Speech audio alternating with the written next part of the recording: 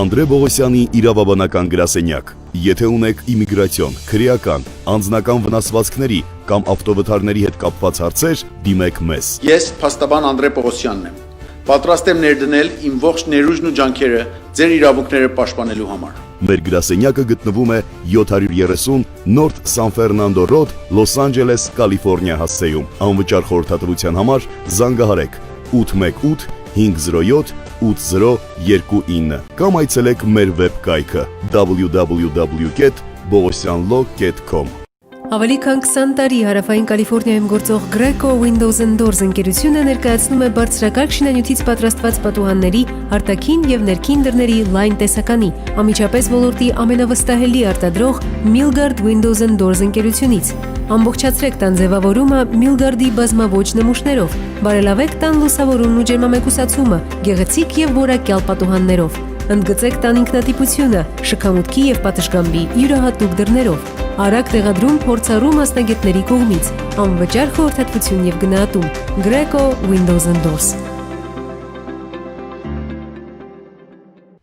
Բարի երեկո սիրելի հեռուստադիտող, եթերում կրկին Postscriptum հաղորդաշարն է եւ սիրով ուզում եմ ներկայացնել իմ հյուրին մի անձնավորության, ում վստահաբար բոլորը ճանաչում են, բայց այսօր մենք կփորձենք նրան բացահայտել մեկ այլ կողմից եւ սիրով ներկայացնում եմ իմ հյուրին Էդուարդ Շարմազանով։ Բարի երեկո։ Բարի երեկո Գոյանի ջան։ Ինչպե՞ս եք։ Փառք Աստծո, շնորհակալ եմ, լավ։ Դուք ինչպե՞ս եք։ Շատ լավ, շնորհակալություն։ Այս վերջին ժամանակահատվածը իհարկե շատ դժվար է բոլորիս համար, բայց բացում են նոր հնարավորություններ եւ այդ հնարավորությունից նաեւ մեկն է, որ մենք այսօր զրուցում ենք միմյանց հետ։ Ես շատ ուրախ եմ, որ ունեմ այս առիթը։ Ես նույնպես։ Իմ հաղորդումը նախ եւ առաջ ներկայացնում է յուրաքանչյուր հյուրիս իբրև անձ, իբրև հայ եւ բնականաբար մենք նախ եւ առաջ խոսում ենք իմ հյուրերի արմատներից, որտեղից են նրանք։ Եթե կարելի է մի փոքր կներկայացնեք ձեր ընտանիքի պատմությունը։ Տիրով Գոյանի ջան, դե ես ունեմ հունական արմատներ հայական գծով։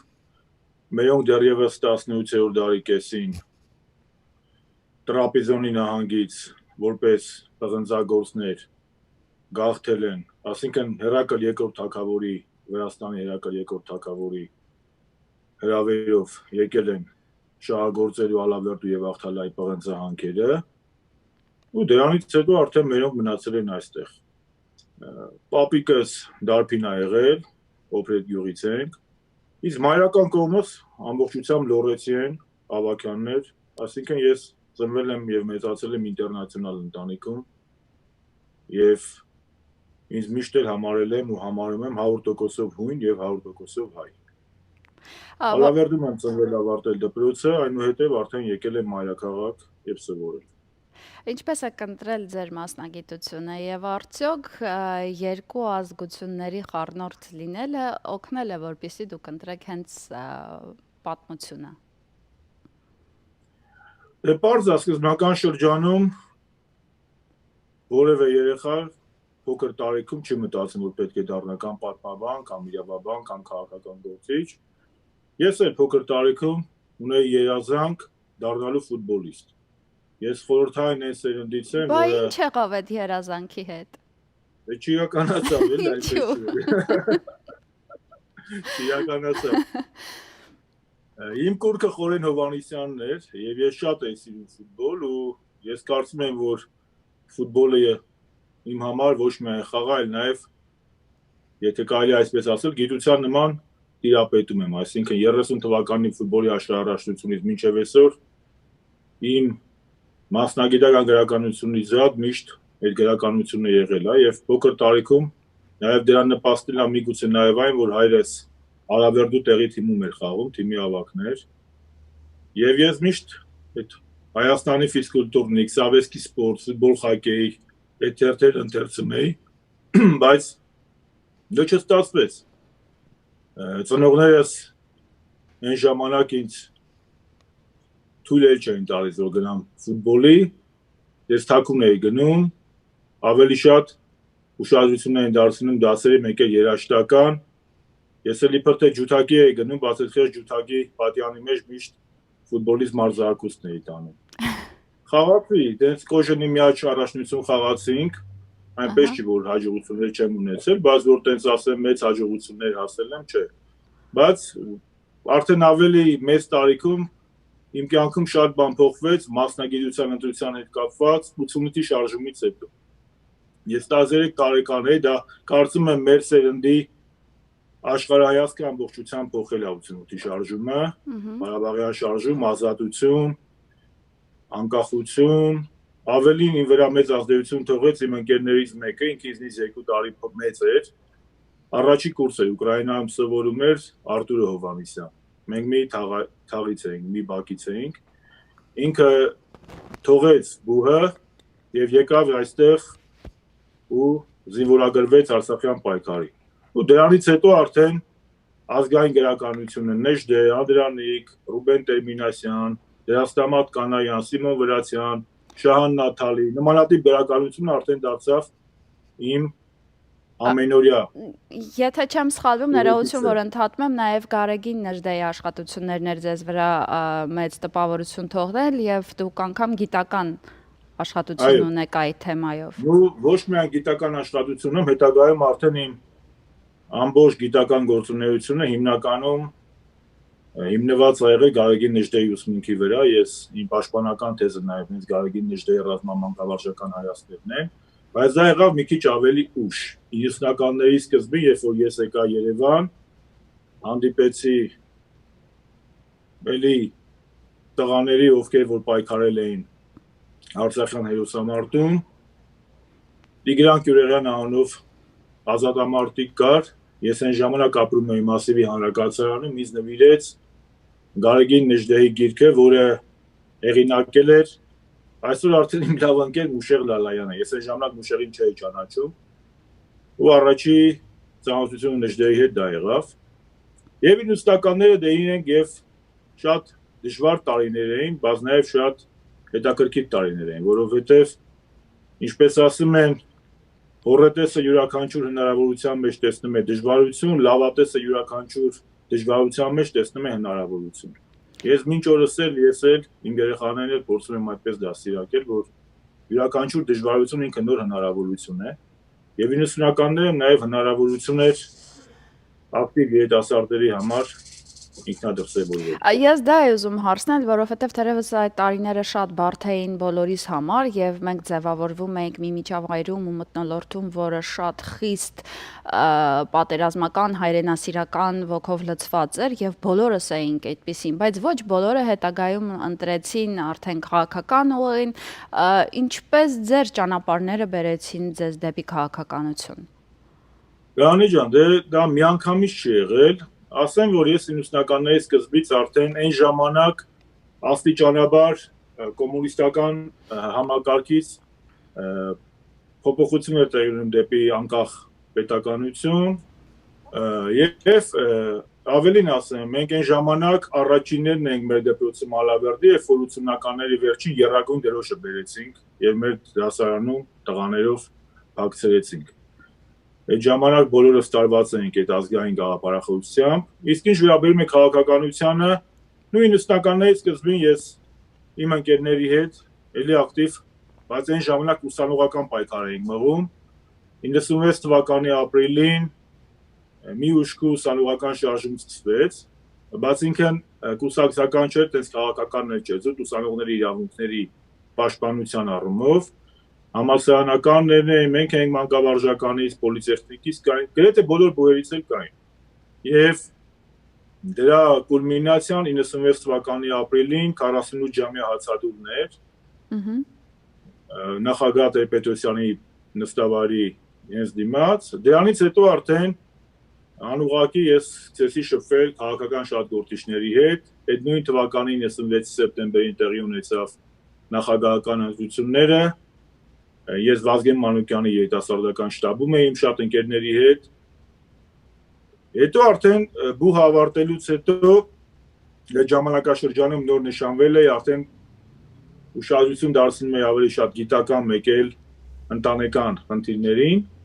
Իսկ եթե ներողություն ես ձեզ մի փոքր ընդհատեմ, որովհետև այս ծրագրի ֆորմատում նաև շատ հետաքրքիր է անձնական այդ դրական ռոմանտիկ պահերը ապրած կյանքի, եւ քանի որ դուք նշեցիք, որ ընտանիքներ ձեզ համար կարևոր այն ժամանակ եւ հիմա էլ իհարկե, ինչպես ստացվեց այդ ամենը, այդ պատմությունը, այդ ռոմանտիզմը, քանի որ դուք արդեն պատմեցիք, որ դուք ֆուտբոլ եք սիրել, թաքուն պահել եք ջութակի այդ տուփի մեջ ձեր գնդակը, արդեն այդպես մոտավորապես ձեր կերպարը բացահայտվում է։ Իսկ այդ հարցերում ինչպիսին էր Էդուարդ Շարմազանովի երիտասարդը։ Ասեմ, 96-ին ես 3-րդ կուրս էի։ Հենց մենք Լիլիթի հետ ծանոթացել ենք հենց այդ հացադուլի ժամանակ, դա էլ էր միգուցե ճակատագիր, 96-ին մենք այդ 45 ժամի հացադուլի ժամանակ մեր առաջի կուրսի տղաներն ու աղջիկները եկել են մեզ երկրպագելու, դա մենք այն ժամանակ մեզ հերոս էինք զգում, առաջին ուսանողական շարժումն 88-ից հետո հանդգնել էին ոստիկանության դեմ, իշխանության դեմ միտինգ անել եւ հացադուլ անել նախագահականի դիմաց, երեխեքն էլ գալիս են մեզ երկրպագելու բալի տանելու էլի հայերեն չգիտեմ երկրպագելի երևի։ Ու դotaz երեք աղջիկ եկան, այո, սատարելու, հա, support էլի, հա, աջակցելու ավելի ճիշտ։ Երեք աղջիկ եկան, առաջի կուրսից չէ ճանաչում։ Ու այդտեղ հանդիպեցինք, խոսեցինք, ու այդտեղ ծանոթացա Լիլիթի հետ։ Հետո հաջորդ օրն էլ եկան, այդպես ոտքով արդեն գնացինք դեպի մանկավարժական, դա շաբաթ օր էր կարծեմ, երկուշաբթի օրը գնացի Ես գացկլբում ես էլ տեն շատ լուրջ էի ընկալում, որ կա լուրջ, կարող է դա լուրջ հարաբերությունների վերաճի, հետագայում արդեն,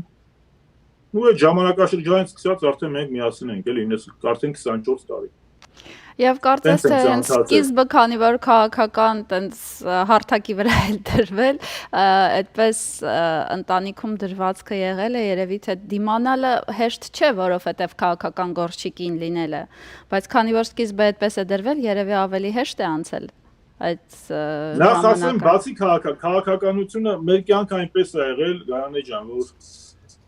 կողքից միշտ հեշտ է թվում, մարդիկ կապ չունի արվեստի ոլորտում, կլինի մշակույթի ոլորտում, գիտության, սպորտի, քաղաքականության, մեր հանրությունը, ու առհասարակ ոչ միայն մեր հանրությունը, կարծում եմ ամենուր է այդպես, մարդիկ չեն պատկերացնում, որ այն մարդիկ, ովքեր որ կյանքում որոշակի ինչ-որ մի բարձունքի են հասնում կամ որոշակի բարձունքի են հասնում, եթե կարելի է դա այդպես անվանել, նաև բավականին զրկանքների եւ խնդիրների մեջով են հասնում։ Եվ այդ վերջին կետին հասնում են նրանք, ովքեր որ ավելի դիմացկուն են, ովքեր որ ունեն ավելի շատ կամքի ուժ, կողքից միգուցե մանավանդ մինչև իշխանափոխությունը ես շատ էի լսում, որ մարդիկ կարծում են, որ ես, իմ ընկերները, հասարակ դեպքում նաև ես, ինչ-որ մի հատ բարի քեռ եղել է, ձեռս բռնել է, սենց հեշտ բերել հասցրել է ինչ-որ մի հատ հանգրվանի վերջում տվել է պատգամավորի մանդատ։ Այդպես չի եղել։ Ես ուսանողական տարիներին գլուխ չգովեմ, բայց եղել են ֆակուլտետի, չասեմ լավագույն ուսանողը, բայց լավագույններից մեկը։ Եղել եմ շատ աշխույժ տղա, բայց միևնույն ժամանակ նաև աշխատել եմ, բանվորություն եմ արել, որպեսզի ինքս իմ կարիքները, իմ ընտանիքի կարիքները հոգամ։ Այսինքն հեշտ որևէ բան չի եղել, այնուհետև դպրոցում եմ աշխատել, այնուհետև էլի տենց էլի հեշտ չի եղել որևէ մեկին։ Իսկ քաղաքականության մեջ առավել ևս քաղաքականության մեջ Ֆրանկլին Դելանո Ռուզվելտը մի հատ հետաքրքիր հարցազրույցից հատված ունի եւ նա ասում է, եթե դու մտել ես քաղաքականություն եւ քո մաշկը ռնգերջուրի, նասարոգը ռնգերջուրն է, չէ՞, ռնգերջուրի մաշկից հաստ չէ, ուրեմն մի մտի։ Որտեվ քաղաքականության մեջ միայն ծափարություններ չեն։ Իհարկե դա ձերը, բայց ձեր ընտանիքը այդ բոլոր հարվածները եւս կրում է իր վրան, հատկապես այս վերջին ժամանակահատվածում, երբ մարդկանց իհարկե Գարանե ջան, գիտեք ոնց է, յուրաքանչյուր հարաբերության հիմքում պետք է լինի փոխադարձ հարգանք, հարաբերության հիմքում պետք է լինի նվիրվածություն, փոխզիջում եւ ամենակարևորը ճիշտ հարաբերություն։ Եթե դա եղավ, կեղծիկ չեղավ, սուտ չեղավ, ամեն ինչ նորմալ կլինի։ Իսկ ես չեմ պատկերացնում որևէ հայ ավանդական նորմալ ընտանիք, որտեղ կինը չպետք է սատարի ամուսնուն կամ հակառակը,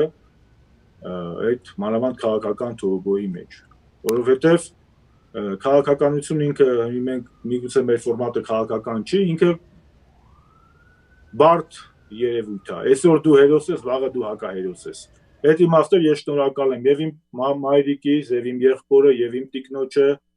ինչու՞ չէ երեխաներից եւ ընկերներից։ Այո, եւ ընկերներից, որոնք այս փուլերում երբեք ինձ միայնակ չեն թողել, չնայած սա կախված է եղել նաեւ նրանից, որ ես ընկերներ ընտրելուց ես քաղաքականության մեջ շատ ընկերներ չունեմ, այնպես չի, որ շատ ընկերներ ունեմ, որ քաղաքականության մեջ իմ ընկերն է, ինքը իմ ընկերն է, եւ այս 2 տարվա իրադարձություններում ես ընկեր գրեթե չեմ կորցրել, իսկ նրանց որ համարել եմ իմ ընկերներ, մարդիկ իմ ընկերներ են, նրանք ովքեր միշտ եկել են իմ օջախ գնացել են, այսօր գալիս կմնան, ես եմ իրանց մոտ այցելում, ես կողքից երևում եմ մի քիչ ավելի միգուցե էմոցիոնալ, ավելի տենց ոչ կամերային մարդ, բայց ես ինքս մի քիչ ավելի կամերային եմ, էլի։ Դուք կամերային եք իհարկե, բայց նաև շատ ու շատ արձագանքներ կան ձեր հարևանների, տարբեր մարդկանց, ովքեր ձեզ ոչ շատ մոտ, բայց ամեն դեպքում ճանաչում են եւ բոլորի արձագանքն ու գնահատականը շատ բարձր է։ Ես ձեզ անձնապես երբևէ չեմ ճանաչել, բայց իմ կարծիքը ձեր մասին կազմել եմ ձեր դստեր Նարեի միջոցով, թույլ տվեք մի փոքր անկեղծանամ, երբ անկախ ամեն ինչից նախքան այս ամենը չգիտեմ ինչպես ստացվեց, ես հանդիպեցի Նարեի գրառումները եւ նրա կարճ պատմվածքները։ Ես ընթերցեցի այդ պատմվածքները եւ ինձ համար բացահայտվեց շատ խորը հոգով, նուրբ զգացողություններով, հետաքրքիր մարդկային մտածելակերպով մի փոքրիկ նուրբ էակ, որը պարզապես չէր կարողանա ծնվեր, մեծանար եւ այդպիսին լիներ, եթե ճիշտ մթնոլորտում չլիներ։ Եթե նրա ձևավորման փուլը անցած չլիներ ճիշտ մթնոլորտում, միջավայրում եւ մտածողության մարդկանց կողքին եւ առաջին իմ իբրև մարտապավորությունը եղավ հենց Նարեից եւ հետագայում երբ այս իրադարձությունները տեղի ունեցան, ներողամիտ եղեք, որ ես մի քիչ երկար եմ խոսում, թեև դուք եք իմ հյուրը, երբ այս իրադարձությունները տեղի եկան, ես հասկացա, որ մարդիկ իրենց էմոցիոնալ պոռթկումները շատ հաճախ հասցնում են այն մարդկանց, ովքեր առավել մոտ են իրենց կանգնած, առանց ոչ մի բան հաշվի առնելու եւ Նաև այդ ալիքի առջև, չգիտես ինչու հայտնվեց Նարեն։ Ես վստահ եմ, որ այդ իրադարձությունները առավել ծանր եք տարել դուք, որովհետև իբրև հայր, իհարկե դու պատրաստ ես, որ հարվածները ընդունես դու ինքդ եւ հարվածները ուղղված լինեն քեզ, բայց երբ քո ընտանիքի անդամներին է այդ ամենը կպնում, հատկապես այն նուրբ, փոքր եւ շատ խոցելի տարիքում գտնվող մի էակի, ես կարծում եմ, որ իբրև ծնող շատ ծանր եք տարել դա։ Ինչպես դա կարողացաք հաղթահարել միասին, Նարեի հետ միասին։ Տեսեք, Գայանե ջան, ես իմ հայրը ինձ դաստիարակել է, կապ չունի, հայրս էլ մայրս էլ, որ պետք է կարողանաս ուդար պահել։ Եվ ես էլ իմ երեխաներին ճիշտ է, իրենք եղել են ազգային ժողովի փոխնախագահի երեխաներ, բայց մենք ապրել ենք սովորական ու ապրում ենք սովորական բնակարանում 5-րդ մասիվում, ես իմ երեխաներին երբեք ինչ-որ պրիվիլեգիաներ չեմ տվել, ընդհակառակը եւ իրենց ընկերները այսօր էլ սովորական հանգիստ նորմալ մարդկանց առանց արտոնությունների երեխաներ են։ Այո, որևէ արտոնություն ես չեմ տվել, որովհետեւ ես ինքս արտոնություն չեմ ունեցել, ես ինքս իրանց հետ չթույլ չեմ տվել, որովհետեւ գիտեք մարդուն պետք է տաս ազատություն, որոշումներ կայացնելու։ Երբ որ դու երեխային դաստիարակում ես որպես պապայի բալա, ինքը ուշ թե շուտ գալու է կյանքում որոշումներ կայացնելու պահը, երբ որ ինքը ամբողջությամբ կախված է լինելու ինչ-որ բան մեկից, ինքը միշտ իմանա, որ իրան պետք է ասեն դու ամենապուպուշն ես, դա շատ բարդ է, ու չի լինելու։ Ես իմ երեխաներին դաստիարակել եմ, ես չեք ինձ առավոտը ես գնացել եմ, գիշերը եկել եմ, բայց հիմնականում նորմալ մարդկային ազգային քրիստոնեական արժեքներով։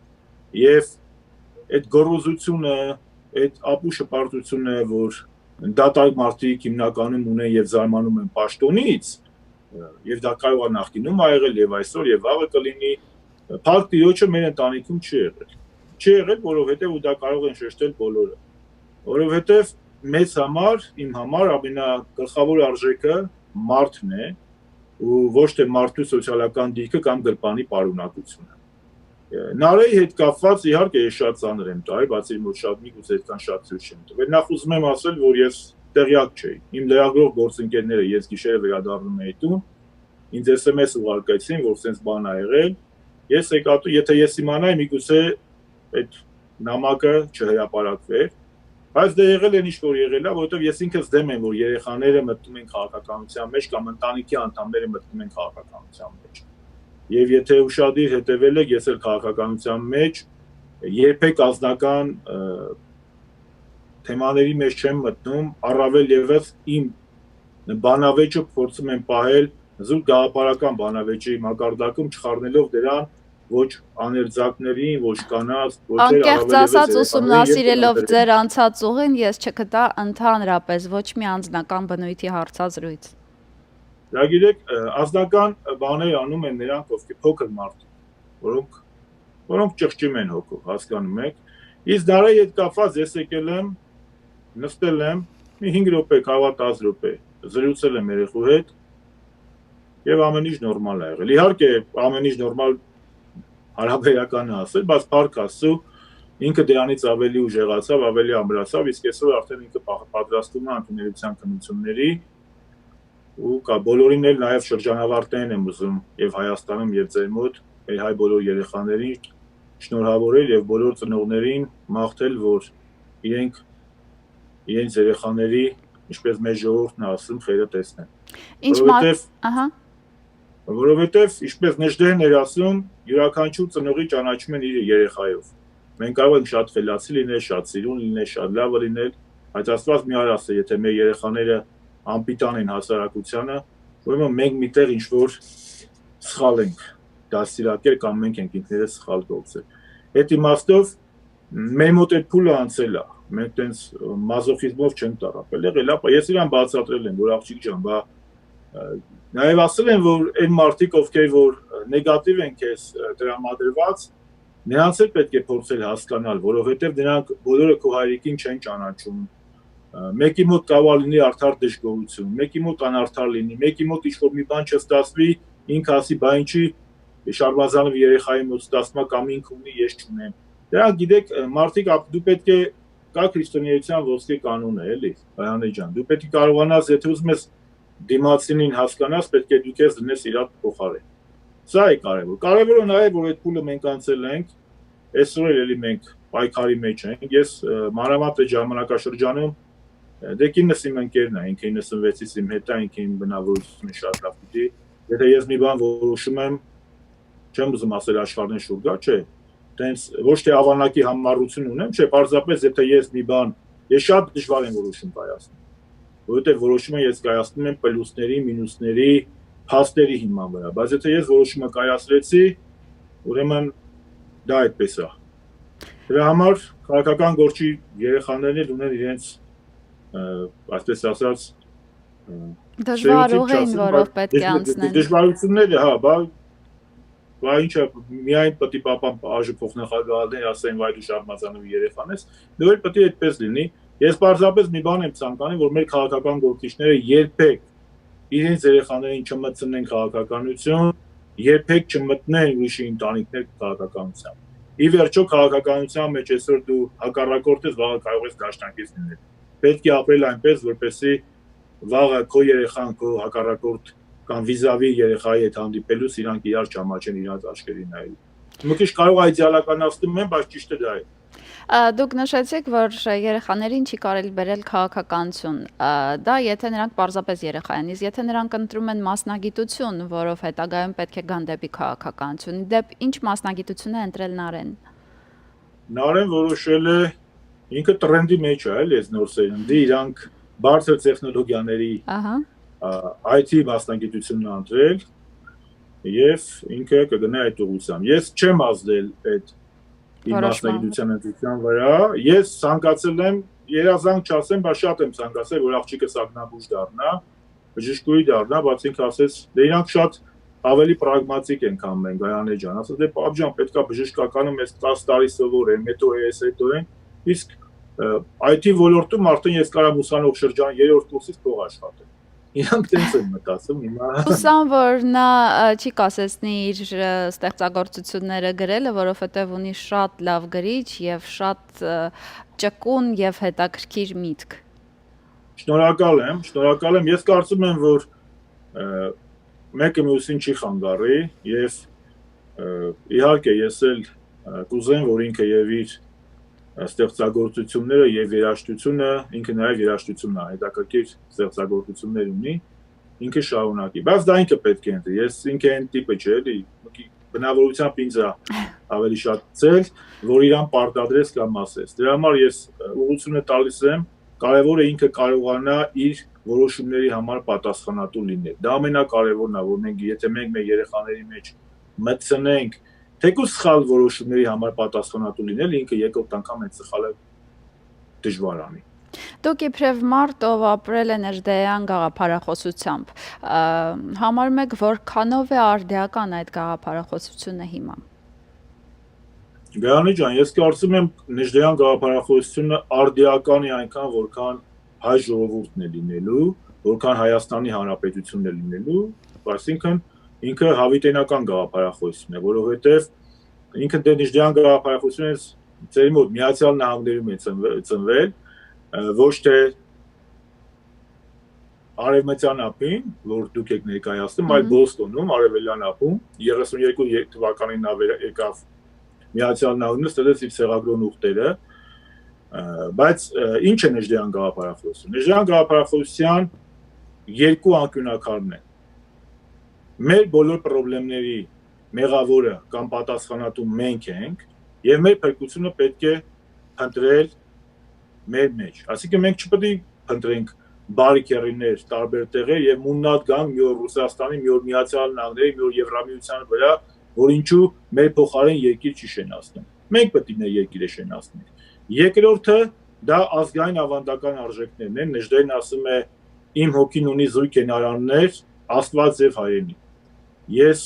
հայ եւ քրիստոնյա եզրույթները իմ համար հումանիստներ են։ Եթե կուզեք հայ եւ առաքելական քրիստոնյա հումանիստները իմ համար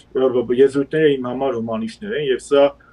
ակնհայտ է։ Մենք ապրում ենք երկու թուրքական պետությունների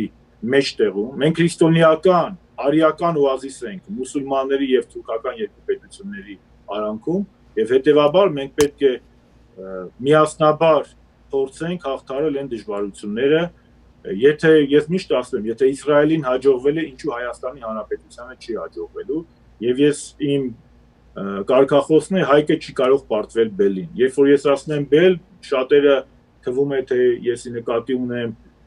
այսօրվա իշխանություններին, ամենևին ոչ։ Բել, երբ որ ես ասում եմ, ես նկատի ունեմ բոլոր ապազգային էլեմենտներին եւ թուրքական ու ադրբեջանական սպառնալիքը, որովհետեւ այսօր մենք ապրում ենք շատ դժվար ժամանակաշրջան։ Նույնիսկ ասեի ճակատագրական ժամանակաշրջանում։ Այսօր Հայաստանը նույն գրեթե նույն խաչմերուկում է պատմության, ինչ եղել է 100 տարի առաջ։ Հետևաբար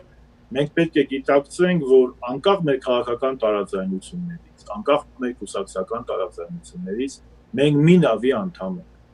Մենք Հայաստան աշխարհի զավակներն ենք եւ ադրբեջանցի ու թուրքի համար, որը խրամատից կրակում է մեր տղաների վրա,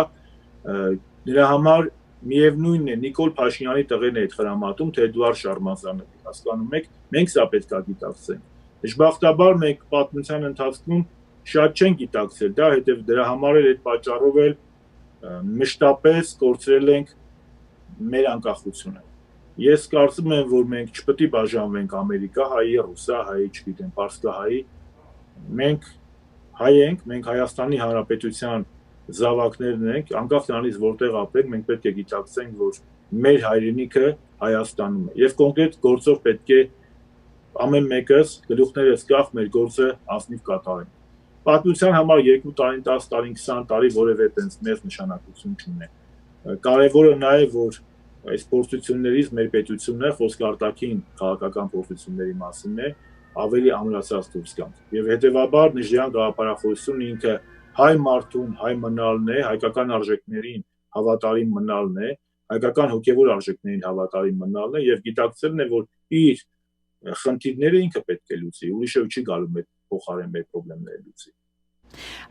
Դուք իբրև մարդ, ով քաղաքականությամբ է զբաղվել անընդհատ եւ անընդմեջ, հիմա այս պահի դրությամբ իհարկե ակտիվ քաղաքականությամբ չեք զբաղվում, թեև զերծ չեք մնում, բայց վստահ եմ, որ ձեր ժամանակացույցը փոխվել է։ Կան ինչ-որ բաներ, որ դուք հետադարձ հայացք եք նետում եւ մտածում եք, որ կարելի է օրինակ սրանով զբաղվել, այլ ոչ թե քաղաքականությունով, կամ ինչ լավ է, որ ես հիմա ունեմ ազատ ժամանակ եւ կարող եմ լինել առավել ուշադիր ինչ-ինչ խնդիրներին։ Կա նման բան։ Անկեղծ ասեմ, Կայանի ջան, չէ, չկա։ Ես ինքս, գիտեք, սովոր այսպեսի մի հատ ստերեոտիպ կա, որ քաղաքական գործիչները բոլորը հաշվարկ են անում, բոլորը միայն ուղեղով են նայում,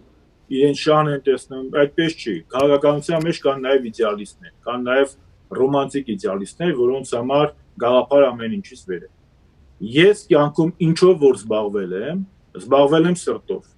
Ես ինչ որ արել եմ սրտով, կարող է սխալվել եմ, կարող է, բայց ես այդ պահին այն ինչ որ արել եմ, ես համոզված եմ եղել, որ ես ճիշտ եմ։ Ինձ անհնար է ստիպել անել մի բան, որը ես չեմ ուզում։ Ես կգնամ դպրոցում ուսուցչություն կանեմ,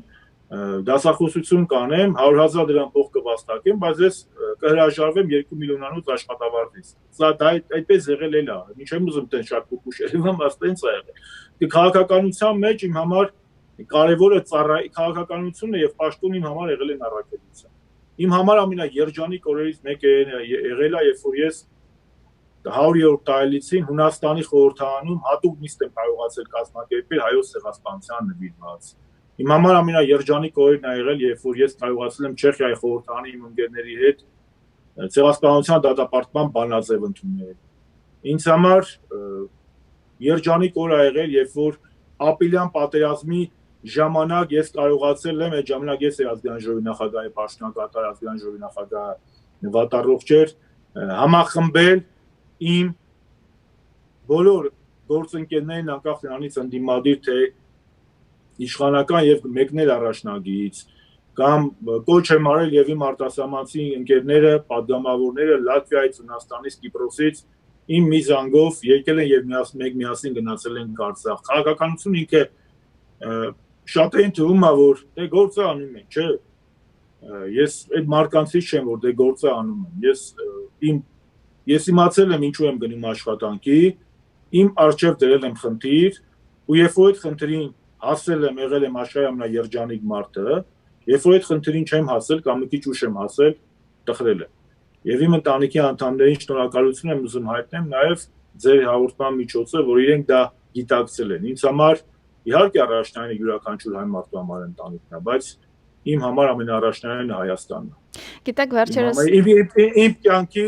առաջին, չասեմ առաջին վերջին, բայց իմ կյանքի գլխավոր սերը դա Հայաստանն է։ Ինձ երբ որ հաճախ ասում են, դե ես լոռեցի եմ, ասում են, ով է քո սիրած բանաստեղծը, դե չէ, ասում եմ Կամեծ Արենց, չես Չարենցն է, չէ, ասում Կամեծ Արենց Լատերյան եւ ասում այլ պոետներ, բայց Թումանյանն է անհաս Արարատը մեր նոր կերտության, բայց կներեք իմ համար Չարենցն է, որովհետեւ նա որ գրել է ես իմ անուշ Հայաստանի, ուրեմն ինքը բոլոր ժամանակների իմ սուբյեկտիվ կարծիքով ամենամեծագույն պոետն է։ Եվ եթե ինձ հնարավորություն տրվեր մի օր գնայիք, չգիտեմ, կոսմոս, դիեզեր, ինչ գիր կվերցնեի Աստվածաշունչ, մեկ էլ ես իմ անուշ Հայաստան։ Ճիշտն ասած, ես էլ եմ Չարենցին մեծարում, բայց ինձ համար Դանթեական առասպելն է առաջնահերթը եւ ես էլ եթե հարցնեն առաջինը կասեմ Չարենց։ Գիտեք, վերջերս ես արտահայտություն լսեցի, որը ձեզ էր վերաբերում եւ շատ հետաքրքրեց ինձ ասացին, դու գիտես, որ ինքը հույն է, բայց ինքը շատ ու շատ 100%-անոց հայերից ավելի հայ է։ Իհարկե հաճելի է եւ պարտադիր է եւ ցանկալի ավելի ճիշտ, որ հայը հայերեն շատ փայլուն իմանա, հայոց լեզվին, հայոց մշակույթին տիրապետի փայլուն ու դա իմ համար առաջնային թեմաներից մեկն է։ Բայց քանի որ դուք նշեցիք նաև ռուսերեն խոսելու թեման, թե 100 տարի առաջ օրինակ հայկական բանակի սպայակազմը մեծ մասը Թոմաս Նազարբեկովից սկսած մինչև Դանիել Բեկփիրումյան ռուսախոս են եղել, թե Արցախյան պատերազմի ժամանակ հռչակավոր գեներալներ Կոմանդոսը, Նորատեր Գրիգորյանցը, Յուրի Խաչատուրովը նրանք էլ են ռուսախոս եղել, այսինքն ինձ համար դա խնդիր չի, կարևորը մարդը հայերեն մտածի, ինքը հայ լինի իր արժեքային համակարգով։ Ինչ վերաբերում է հույնին եւ հային, ես այո 100% հույն եմ եւ 100% հայ եմ։ Դա ոչ թե ասում եմ որպես այտենց հրապարակային եւ որպես հրճակագիր, չէ, այդպես է։ Ես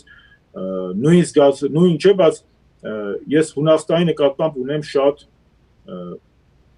խորը զգացումներ եւ երբ որ ինչ եմ ասում իմ կյանքի ամենաերջանիկ օրից մեկը եղել է երբ որ Հունաստանի խորհրդարանը ցեղասպանության հատուկ նիստ կազմակերպեց եւ միակն էր աշխարհում խորհրդարաններից որը կազմակերպեց որովհետեւ երբ որ դուք պատմական հայրենիքում քո իրական այսօրվա հայրենիքի շահերն ես պաշտպանում դա այլ բան է ես հասկացել եմ, որ ես մի քիչ ուրիշներից տարբերվում եմ Գարանե ջան, միայն երբ որ եկել եմ սովորելու Երևան։ Ես ծնվել մեծացել եմ մինչև 18 տարեկան Ալավերդի քաղաքում, Ալավերդին ինքը ինտերնացիոնալ քաղաք է։ Եվ այնտեղ 5000-ից ավել հույներ էին ապրում միայն Ալավերդում։ Այնտեղ կային ռուսներ, ուկրաինացիներ, նույնիսկ իտալական նետարիկ կար, քանի որ ինքը բանվորական քաղաք է, մասնագետներ էին գալիս։ Եվ այդ իմաստով ես երբեք չեմ զգացել էլի որ Շարմազանով ով իմ ազգանը մի քիչ տարբերվում է ես այդ երբ որ նոր եկել եմ Երևան արդեն դա տեսնեմ որ կուրս երեխեքը մի ձև են նայում ոնց ինձ բանես այդ ձև բայց ես Հայաստանը այնքան եմ իմ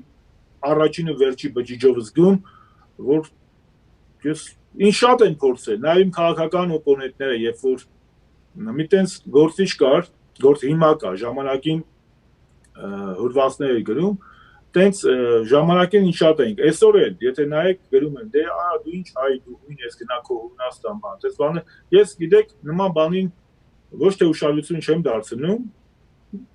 որտեվ ինձ մեղադրել են ոնց էլ նույն բան ասել քո անունը Էդուարդ է էլի կամ դու ծնվել ես չորեքշաբթի օրը ես կարողանում եմ ու ես ծնվել եմ այդ ձևի ընտանիքում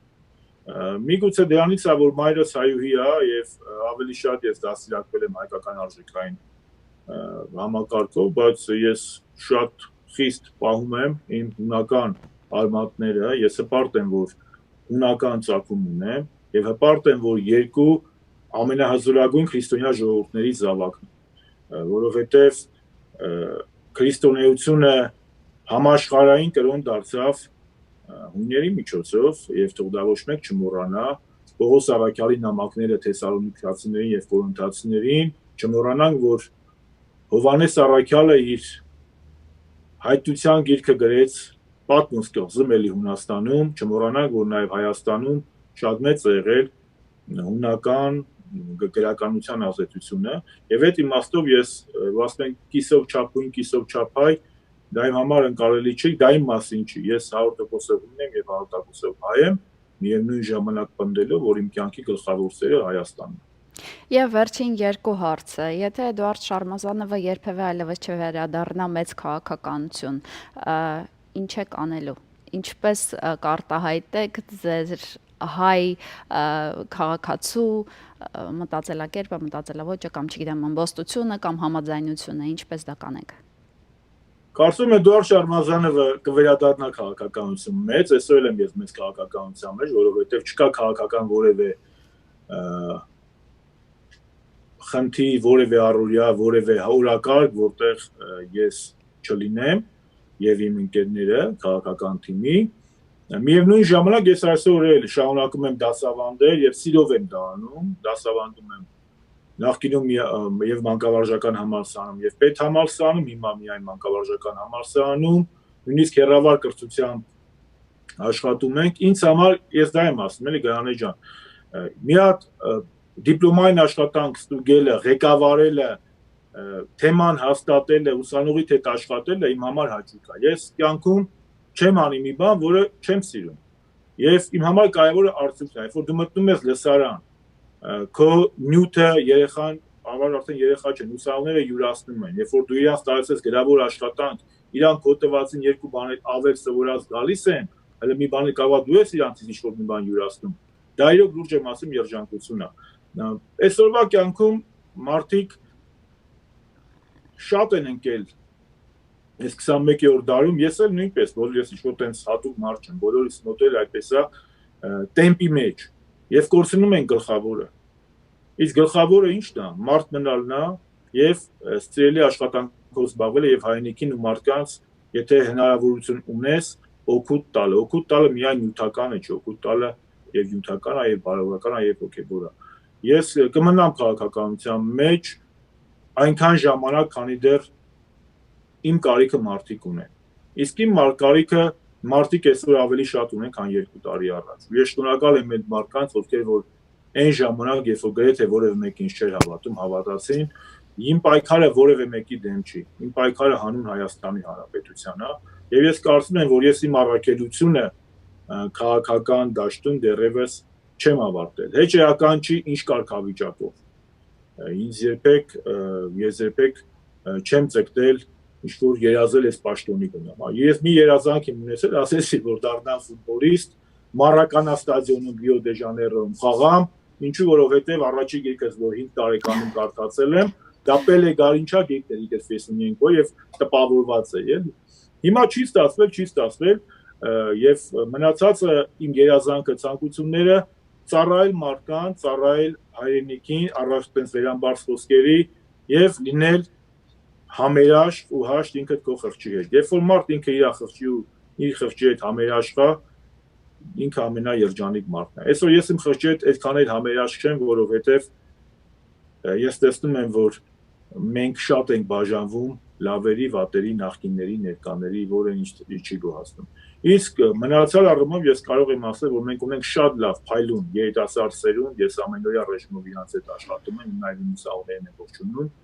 շատ լավ երեխեք են, եւ կարծում եմ, որ ես միշտ ասել եմ մի հարցով, եթե աշխարհում 2 հոգի լավատես մարդ ունած, մեկը ես եմ ելնելու, չի կարա լույսը խավարին պարտվի, լույսը հաղթելու է, իսկ այդ խնդիրները ինչքան տրվում է, դա նաև Աստծո թույլտվությամբ է, էլի։ Մարդուն տալիս են այնքան խնդիրներ, ինչքան ինքը կարողանա իր ուսերին տանի։ Ինձ էլ է շատ ժամանակ թվացել, որ այս ինչքան բեռ է, ոնց եմ տանելու, բայց հետո նենց է տարել, որ կամ այդ խնդրից նենց է դուրս եկել։ Ես մի հատ լավ ավակ ընկեր ունեի, ինքը ինձ ասում էր Էդուարդ ջան, անլուծելի խնդրեմ չկա։ Եթե քեզ թվում է, որ կա անլուծելի խնդրեմ, դու միշտ իմացի, որ կա 2 տարբերակ այդ խնդրեմը լուծելու։ Եթե մեկը գտնում ես, մի հանգստացի, պետք է միշտ այլընտրանք ունենաս։ Հիմա այդ ձև ենք ապրում։ Եվ վերջին հարցը, Գարեգին Նժդեի որ տողերը կուղղեիք այսօրվա Հայաստանին։ Այսօրվա Հայաստանին հայրենիքներն ապրում են հայրենասիրությամբ, կործանվում դրա պակասից։ Բայց գինետնային հայրենասիրությունը նույնքան վտանգավոր է, որքան անհայրենասիրությունը։ Եղիր ուժեղ, ելի ուժեղ եւ միշտ ուժեղ։ Ես մեր Հայաստանին ցանկանում եմ հայրենասիրություն,